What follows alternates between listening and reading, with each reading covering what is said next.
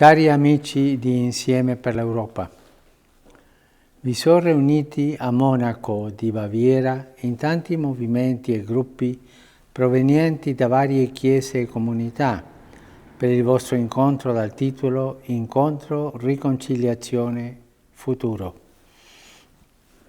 Avete ragione, è ora di mettersi insieme per affrontare con vero spirito europeo le problematiche del nostro tempo. Oltre ad alcuni muri visibili, si rafforzano anche quelli invisibili che tendono a dividere questo continente. Muri che si innalzano nei cuori delle persone, muri fatti da paura o di aggressività, di mancanza di comprensione per le persone di diversa origine o convenzione religiosa. Muri di egoismo politico ed economico, senza rispetto per la vita e la dignità di ogni persona.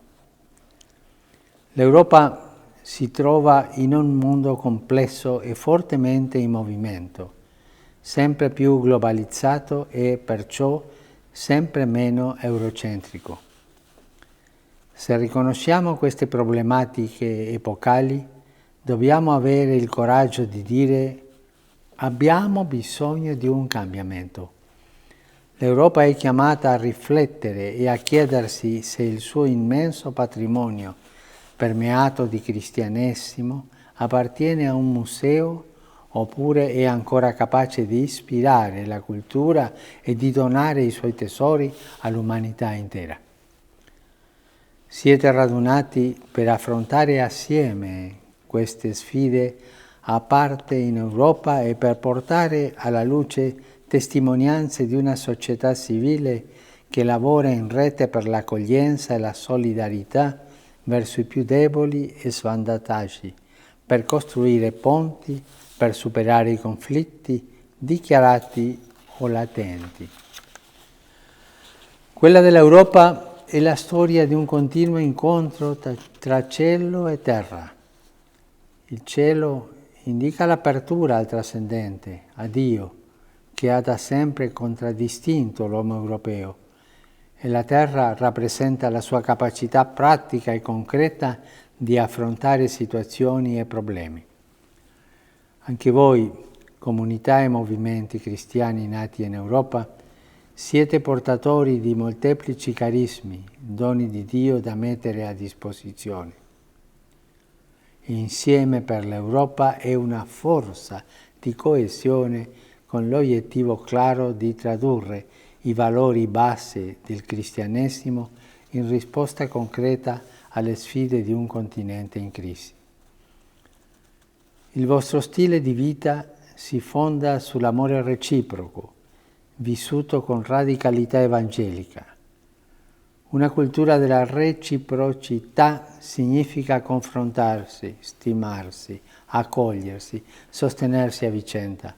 Significa valorizzare la varietà dei carismi in modo da convergere verso l'unità e arricchirla.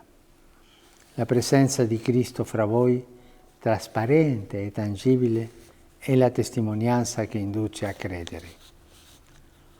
Ogni autentica unità vive della ricchezza delle diversità che la compongono, come una famiglia che è tanto più unita quanto più ciascuno dei suoi componenti può essere fino in fondo se stesso senza timore. Se l'intera Europa vuole essere una famiglia di popoli, rimetta al centro la persona umana. Sia un continente aperto e accogliente. Continui a realizzare forme di cooperazione, non solo economica ma anche sociale e culturale. Dio porta sempre novità. Quante volte l'avete già sperimentato nella vostra vita? Siamo aperti anche oggi alle sue sorprese? Voi che avete risposto con coraggio alla chiamata del Signore, siete chiamati a mostrare la sua novità nella vita e a far così fiorire i frutti del Vangelo, frutti germogliati dalle radici cristiane che da 2000 anni nutrono l'Europa. E porterete frutti ancora più grandi. Mantenete la freschezza dei vostri carismi, tenete vivo il vostro insieme e allargatelo. Fate che le vostre case, comunità e città siano laboratori di comunione, di amicizia e di fraternità, capaci di integrare e aperti al mondo intero. Insieme per l'Europa? Oggi è più necessario che mai. Nell'Europa di tante nazioni voi testimoniate che siamo figli dell'unico Padre e fratelli e sorelle tra di noi.